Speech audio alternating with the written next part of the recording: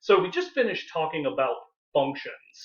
Well, not finished. As I said, we're going to be dealing with functions like all semester long. But in this particular video, I wanted to zero in on one particular type of function, and arguably one of the most important, what you'd call a linear function.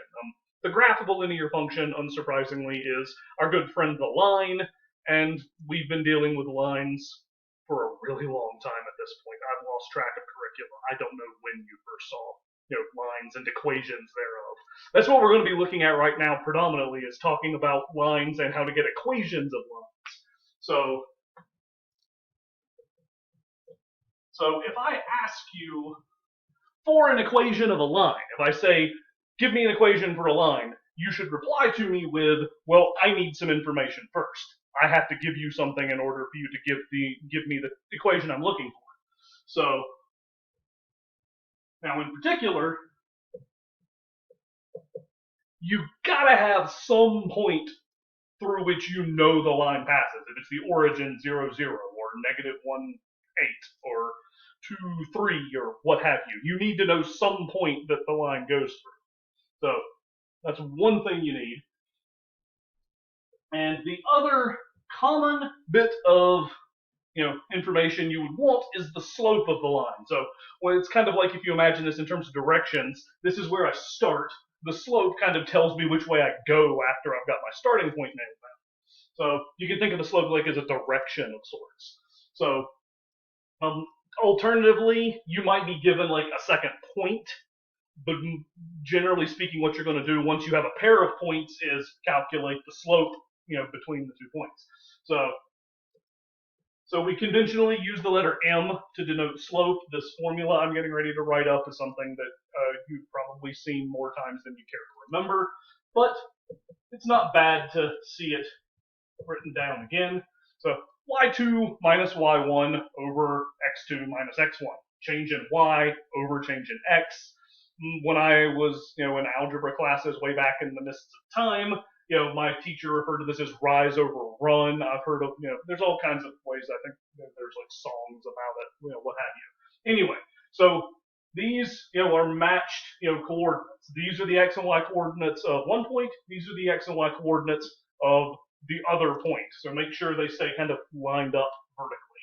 So there's our slope formula. So let's take a look at how this is going to work in the context of an example real quick. All right, so as an example here, I've given you 2 random points, negative 1, 3, 2, 5. So remember, x coordinate, y coordinate. We want the line through them. We're going to write an equation as our end game here. But before that, we need to calculate the slope. So m is going to be y2, I'm going to call that 5, minus y1, that's 3, over x2, which is 2, minus x1, which is a negative 1. So remember, 2 minus a negative 1. Remember, the minuses are baked into the slope formula. So that's really 2 plus 1 down below, right? Anyway, the arithmetic here is straightforward enough to calculate. That gives me a 2. That gives me a 3. My slope is 2/3. All right. Normally, this is where I'll put my box around the answer, but I'm just going to jump straight into finding an equation for this thing now. So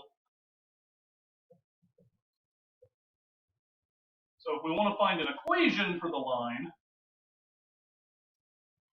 so there's a handful of different forms that you'll see equations for lines represented using. There are two, there are two that we'll use heavily over the course of Calculus 1. So the first is what we call the point slope form. So this works for any line given a point on the line and the slope of the line. There's 2 pieces of information that I said we gotta have in order to write out, an equation. So remember, it looks like this: y minus y1. So y is a variable; it lives in there. Same thing for x. y1 is going to be one of our points. x1, as you say, x1 and y1 are the coordinates of one of the points we know our line passes through. I'm going to pick this first guy right here. So I had x1 was negative 1, y1 was 3, and my slope, which I've just erased, was 2/3. Fortunately, I wrote that that stuff down somewhere. So we'll have y minus 3 equals 2/3 times x minus a negative 1.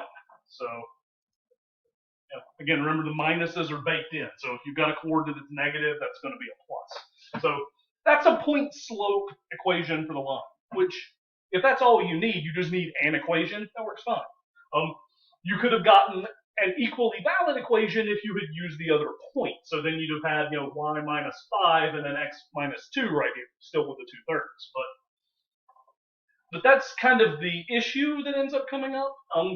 It's kind of a pain that you can end up with like multiple different looking equations that all end up representing the same line, and then you might have to jump through some hoops to confirm that they aren't actually different lines. It's just two different ways of writing the same one.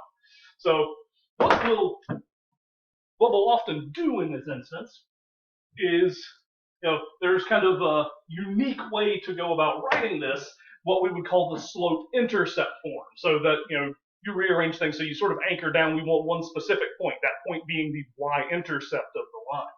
So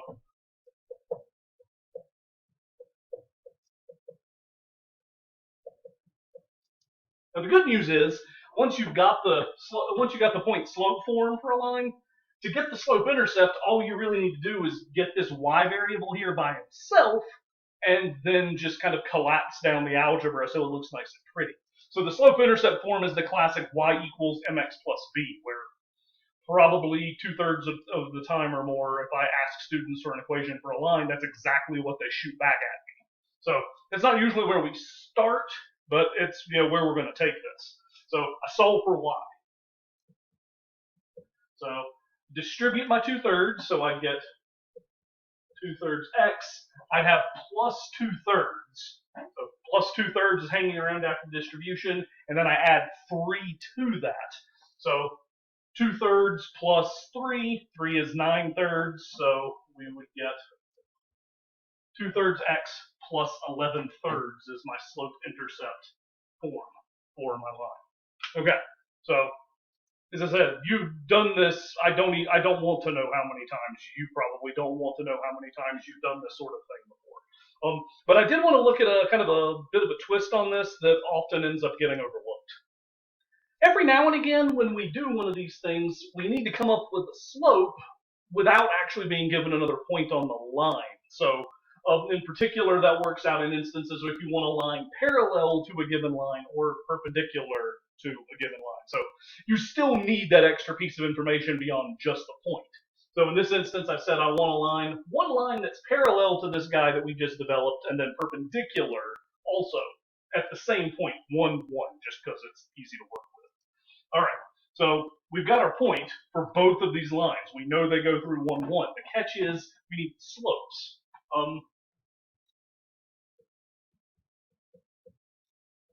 So I actually got worried for a second there that I misspelled parallel, but I'm good.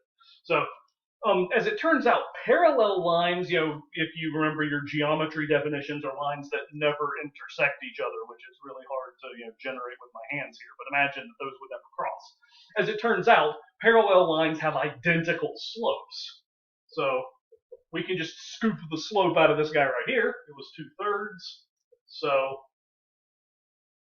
we have y minus 1 equals 2/3 times x minus 1, and we can rearrange that easily enough into our slope-intercept form. So we have y equals 2/3 x minus 2/3 plus 1, so we should get plus 1/3.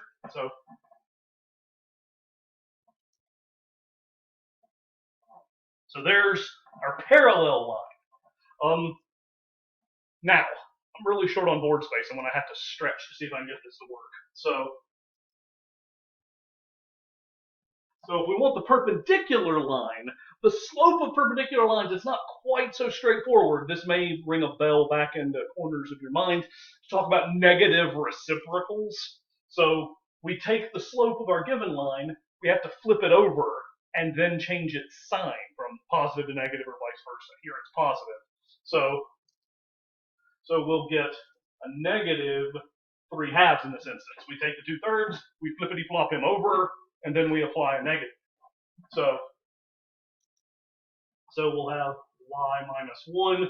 The only thing that changes here is the slope, because we're using the same point, right? So we have negative 3 halves times x minus 1, and the algebraic razzmatazz we'd have to jump through in order to pull this off. We get negative 3 halves x plus 3 halves plus another 1 would give me plus 5 halves for my perpendicular line. Okay, so we talked about lines, we talked about slopes, parallel, perpendicular, equations. It's a bonanza here in terms of stuff about lines. Believe it or not, I'm still not done. I've got one little thing left to mention. So we've got a couple of special cases that live outside what you might call the standard forms. So you have horizontal lines, you have vertical lines. So real quickly, all points on a horizontal line, because they're super duper flat, they all have the same y coordinate. So you'd have y equals, I don't know, some constant k. And horizontal lines, they have a slope of 0. Now, vertical lines, they go this way, because, vertical. And every point on the vertical line, they all have the same x coordinate. So they would look like x equals some other constant c. I'm just trying to make sure you know that they're not always like the same. And as far as slope calculations, please don't tell me that a vertical line has an infinite slope or anything like that. You can try playing around with it. The slope formula ends up giving you a division by 0. We say in that instance that the slope is undefined. We're not going to try to define what division by 0 means in this class. Sorry to shatter any dreams out there. So that covers pretty much everything I wanted to talk about as far as lines go.